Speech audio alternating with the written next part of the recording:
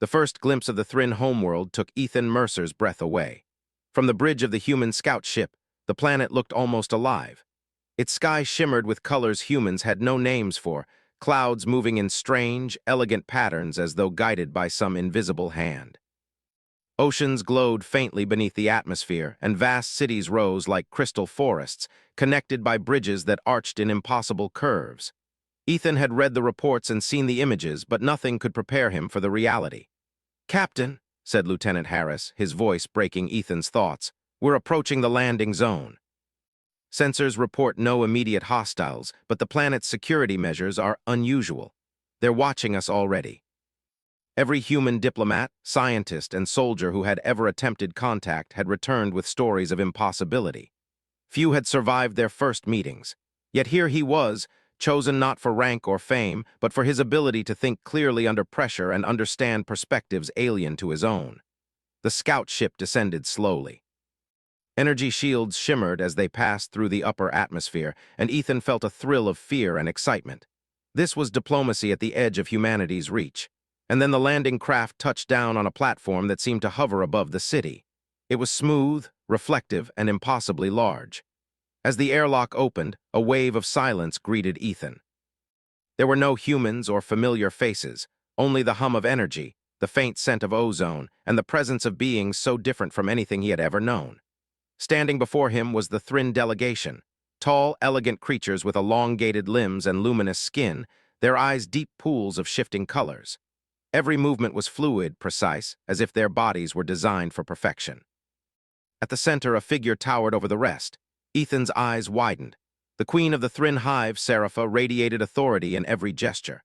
Her crown-like structure rose from her head, glowing faintly, and her voice, when she spoke, resonated in Ethan's mind as much as in his ears. "Human," her voice said, and it was more than words. It carried weight, curiosity, and a subtle warning. "You come to our world seeking understanding. Know that understanding is earned, not given." The Queen's eyes shifted toward the rear of the platform, and for a moment Ethan did not understand why.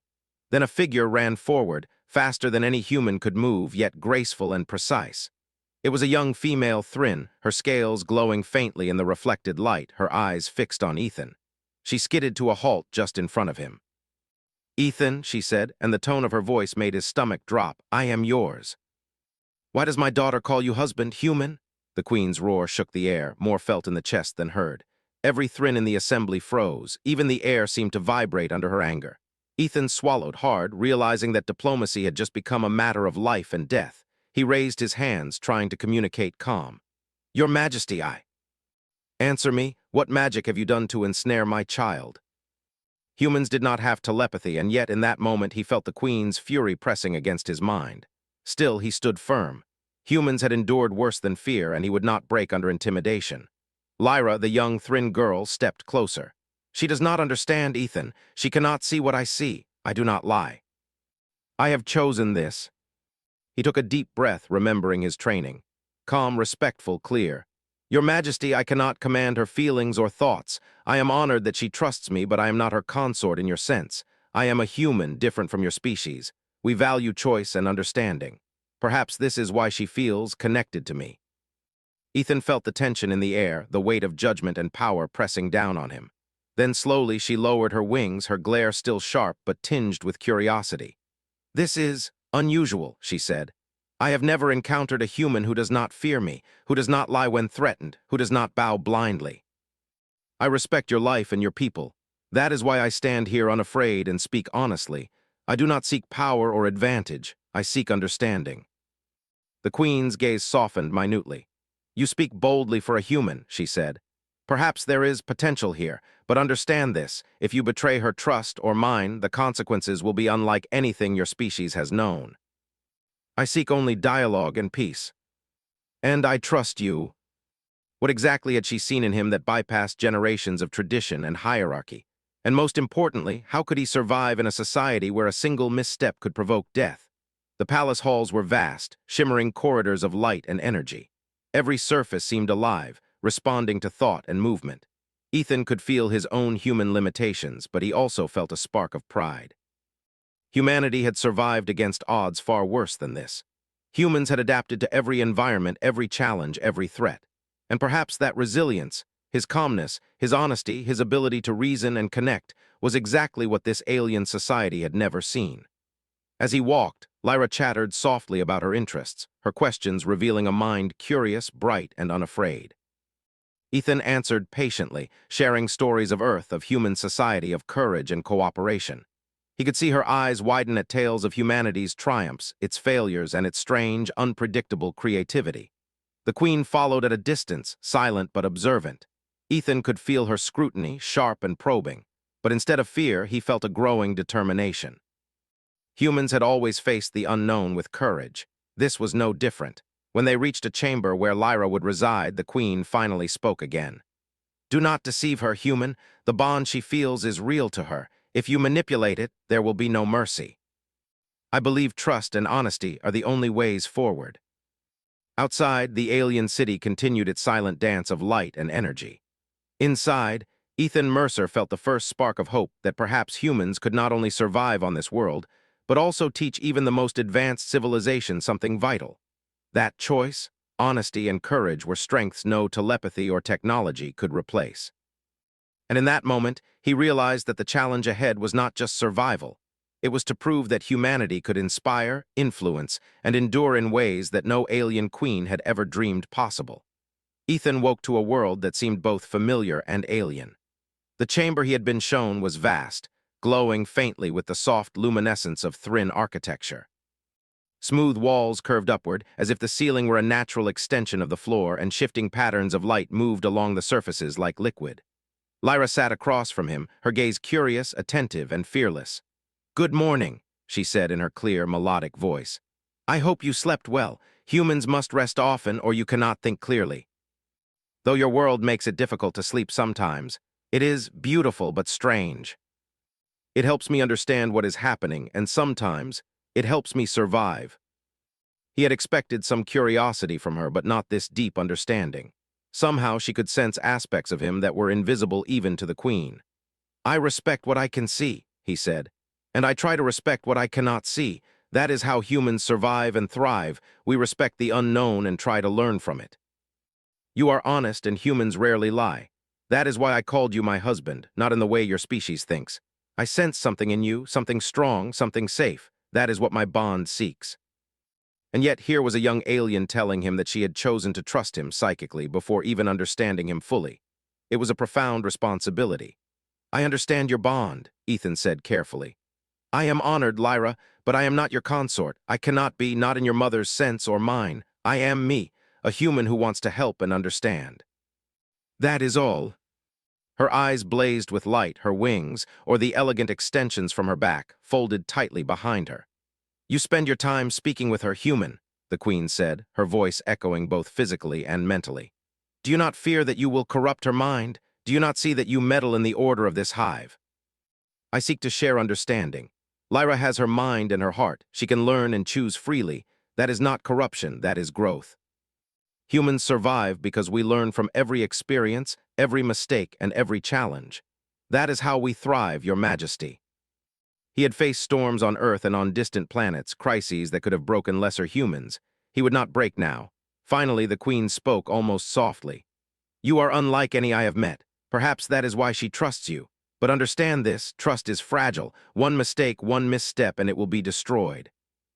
And I will not make mistakes that betray trust. I promise you that." She was both furious and fascinated. "You defy me," she said to her daughter. "Why do you risk everything for this human?" He could see the cracks forming in centuries of Thrin tradition. The Queen's control was absolute, but even she could not ignore the strength of the human spirit reflected in her daughter's words. Over the next few hours, Ethan learned more about Lyra's world. He discovered that the Thrin were not merely advanced, they were rigid. Every action, every thought was regulated by the hive's traditions. Individuality was rare, and emotion was often suppressed.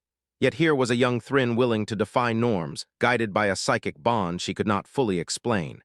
"Humans are different," Ethan said during one of their discussions. "We value freedom, choice, and creativity. Sometimes that makes life dangerous. Sometimes it leads to failure, but it also leads to discovery, to courage, and to survival in ways other species cannot imagine."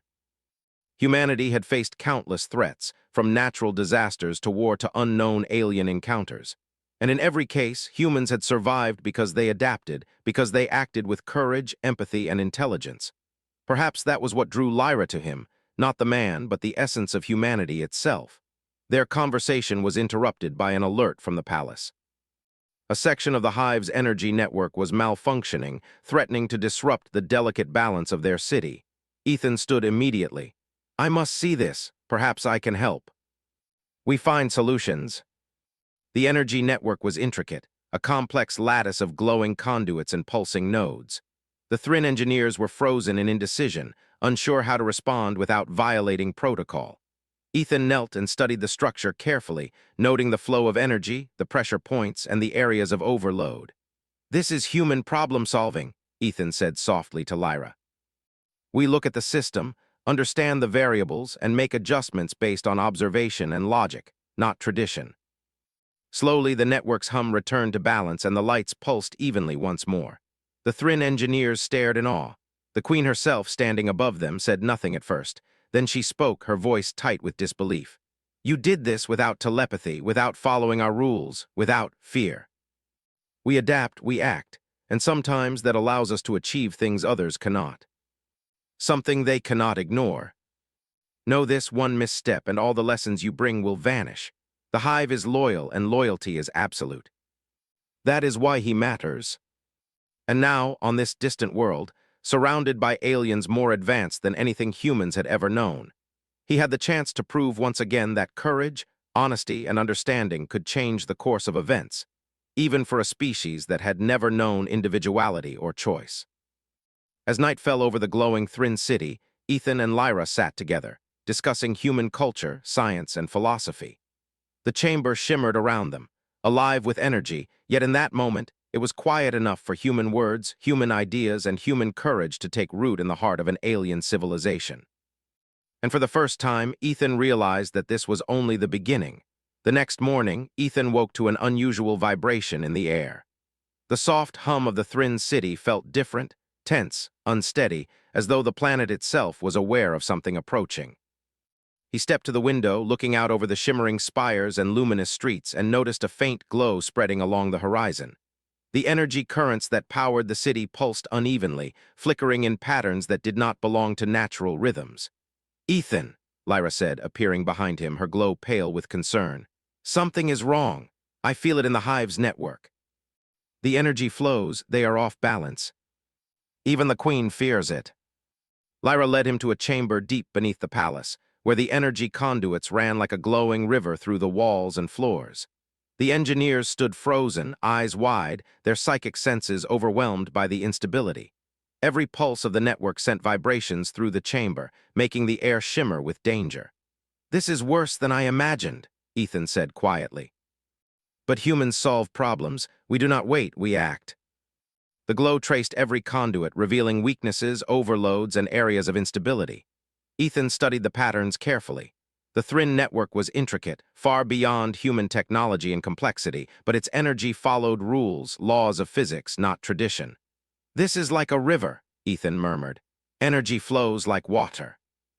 If it is blocked, redirected, or too strong, it will overflow and destroy everything downstream. We need to balance the nodes, stabilize the currents, and prevent collapse. It is a matter of understanding flow, not protocol." Humans had always relied on intuition, observation, and adaptability. Unlike the Thrin, who were constrained by hierarchy and procedure, he was free to experiment, to test, to fail and correct instantly. Energy surged around him, and the chamber pulsed with light. The engineers whispered in awe, watching him act without hesitation. The Queen, alerted by the crisis, arrived at the entrance. Her presence was overwhelming, but Ethan did not flinch. "You dare touch the network?" she demanded, her psychic voice rolling over him. "Do you know what is at risk?" She simply watched, her attention both skeptical and fascinated. Ethan adjusted another node, then another, rerouting the energy with precise movements and clear thought. The hum of the network began to normalize, pulses matching natural rhythms, lights flowing evenly along the conduits. A sudden surge erupted from the far end of the chamber, and Ethan was thrown off balance. He rolled to his feet, heart pounding, and saw a node on the brink of overload. Without hesitation, he placed both hands on it, channeling energy away with careful guidance. Sparks flew and the glow around him intensified, but he did not pull back. He could feel the flow of the network, its rhythms, its pressure points. "Ethan!" Lyra shouted, her glow bright with alarm. "Be careful. It could kill you." The queen stepped forward, her wings folding slightly behind her. "You did this," she said, her voice tight with disbelief. "Without training, without telepathy, without adherence to protocol, you saved the hive. We adapt, and that allows us to survive, and sometimes to save others. And yet effective." Lyra followed, her glow pulsating gently as if energized by Ethan's presence. "Ethan," she said softly, "you did not just save the hive, you showed it something new, something it has never known. And it is because of you." They had never seen problem-solving approached without rigid adherence to protocol, and the results spoke for themselves. By evening, the immediate crisis had passed. The queen returned, walking slowly toward Ethan. Her expression was unreadable, but the tension in her psychic presence had eased slightly. "You have survived the first test, human," she said. "And in doing so, you have taught the hive something it did not know it needed to learn. That is remarkable. Perhaps there is merit in your kind. Perhaps there is more to humans than I believed." And now, on this distant alien world, that same resilience, courage, and intelligence had saved an entire civilization from disaster. The queen stepped back, her presence still powerful but less threatening. "Know this, human, your actions have not gone unnoticed. The hive will watch you. Some will admire you, some will fear you, but all will remember. Do not betray that memory." Ethan could sense the subtle changes already beginning in the hive. Trust in choice, recognition of courage, and a new respect for individuality. Lyra turned to him, her glow soft and warm. "Do you realize what you have done, Ethan? You have not only saved lives, but you have also shown the hive that there is more to strength than power, more to courage than obedience. That is remarkable." Humans had faced extinction, war, and countless unknown threats, yet here he was, demonstrating that courage, honesty, and intelligence could not only survive but inspire. And in that moment, he realized that the story of humanity was not just survival. It was influence. It was hope. It was the quiet power to show even the most advanced species that choice, courage, and understanding were forces stronger than any technology, stronger than any tradition, and stronger than fear itself. Lyra's glow pulsed once more as they stopped to watch the city. Ethan knew that challenges would come again, that the queen's scrutiny would not end, and that the Thrin would continue to test him in ways he could not yet imagine. But he also knew this.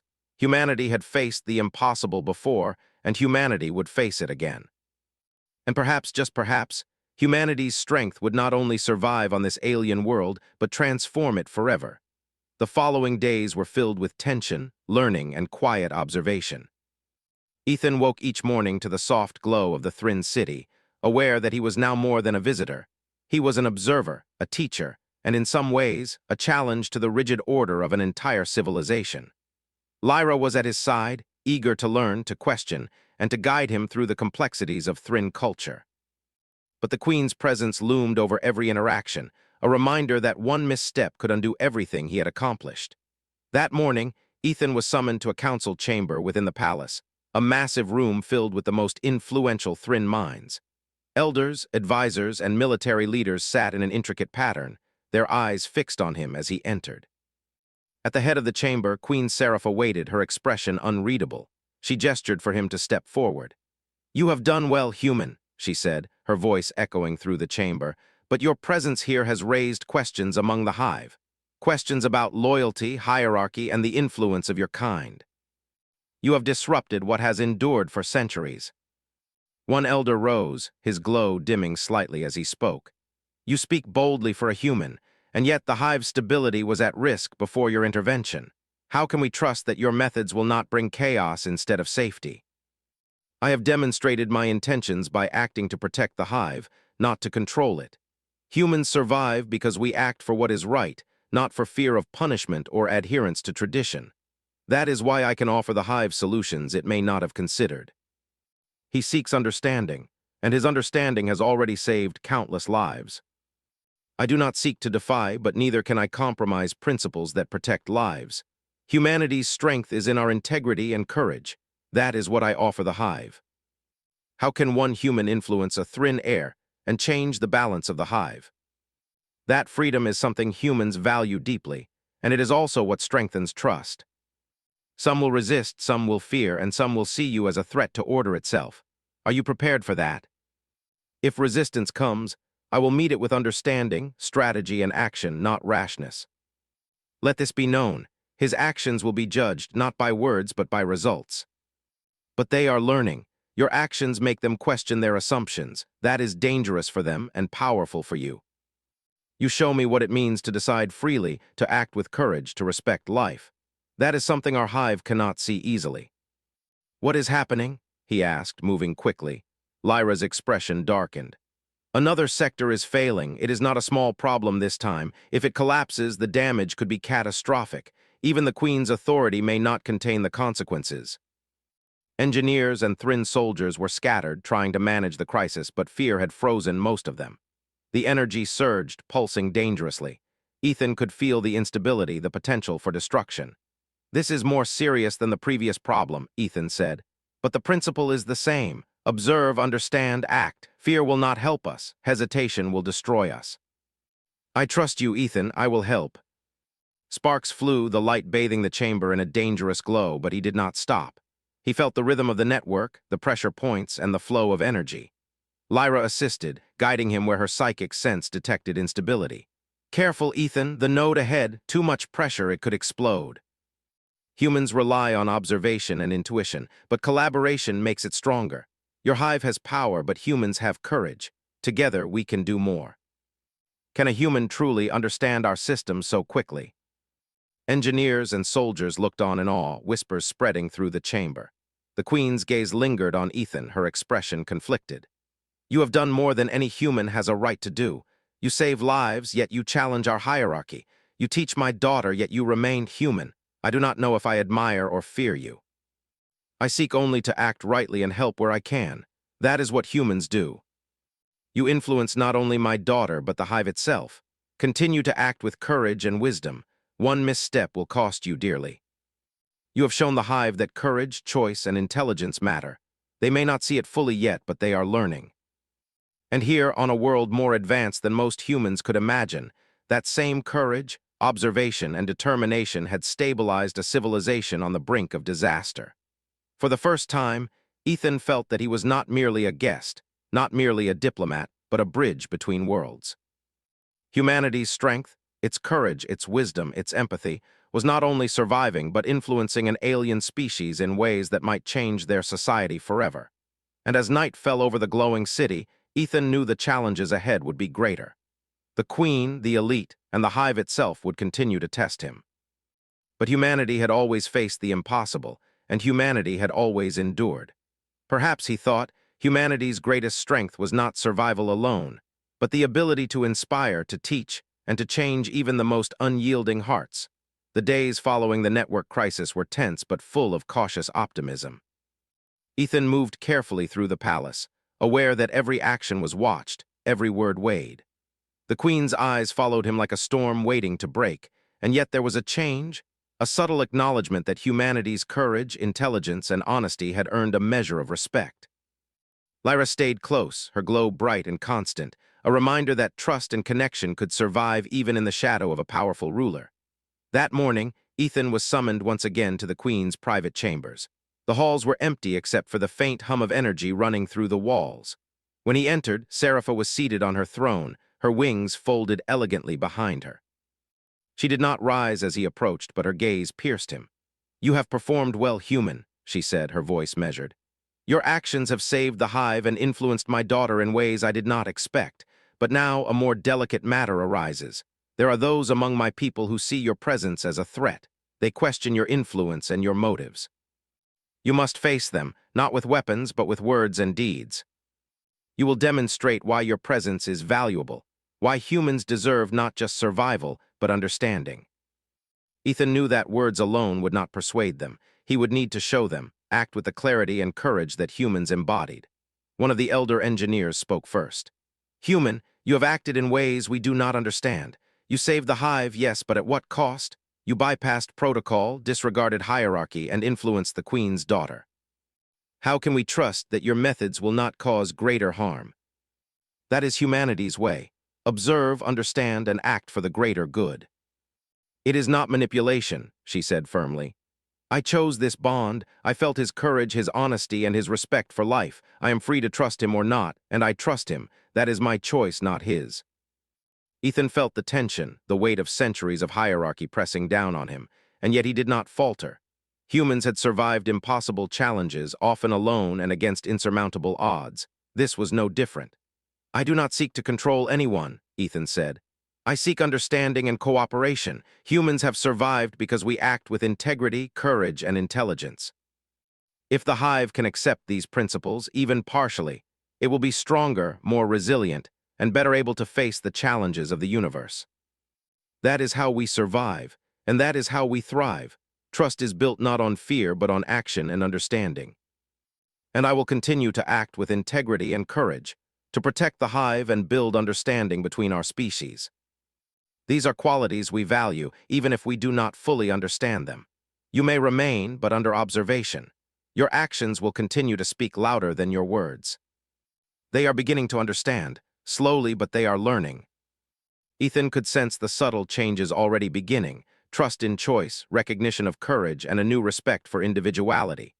The hive was learning that strength was not only power, that courage was not only obedience, and that wisdom could come from unexpected sources.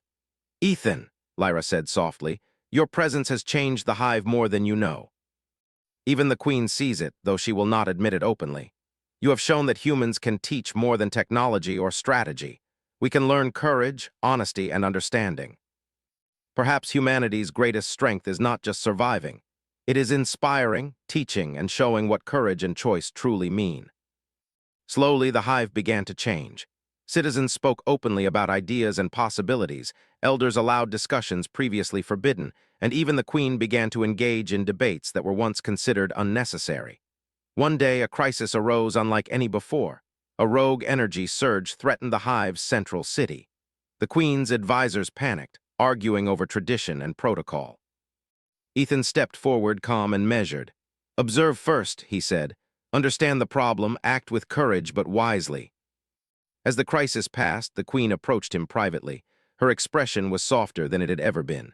Ethan, you have done more than I imagined possible. You have influenced the hive, saved countless lives, and earned the trust of my daughter. I do not know if I admire you or fear you. Perhaps both. Humans survive through courage, honesty, and understanding. That is what I offer the hive. I do not know what the future holds, but I see now that courage, choice, and understanding can be stronger than tradition, fear, or power alone. Humanity had survived impossible odds before, from natural disasters to wars to unknown threats across the stars. And here, on this alien world, humanity's courage, intelligence, and honesty had not only saved lives, but had inspired an entire civilization to grow beyond fear and rigid tradition. As the sun, or what humans would recognize as the star, set over the glowing Thrin city, Ethan realized that his mission had grown beyond diplomacy. He was no longer merely a visitor. He was a bridge, a teacher, and a reminder that humans could inspire change through courage, understanding, and integrity. The Queen approached one last time, her voice quiet but firm. Ethan Mercer, human. You have earned my respect, the trust of my daughter, and the attention of my hive. Continue as you have. Humanity's influence is not yet complete, and perhaps it will never be. But know this, the hive will watch you, learn from you, and remember your actions. That is the way of humanity. Humanity is not the only teacher, but together we can build something stronger than either of us imagined. Humanity had survived impossible odds across the universe, and now, on this alien world, it had shown that courage, intelligence, empathy, and honesty could change hearts, inspire civilizations, and reshape the course of history. And in the heart of the Thrin hive, a new era was beginning, a time when strength was measured not only by power, but by choice, when courage was measured not only by obedience, but by action for what is right, and when wisdom was not inherited, but learned through understanding, empathy, and the quiet heroism of a single human who dared to show the way. Ethan Mercer, human, diplomat, and teacher, stood at the center of it all, knowing that humanity's greatest legacy was not just survival, but the power to inspire, to teach, and to transform even the most unyielding worlds.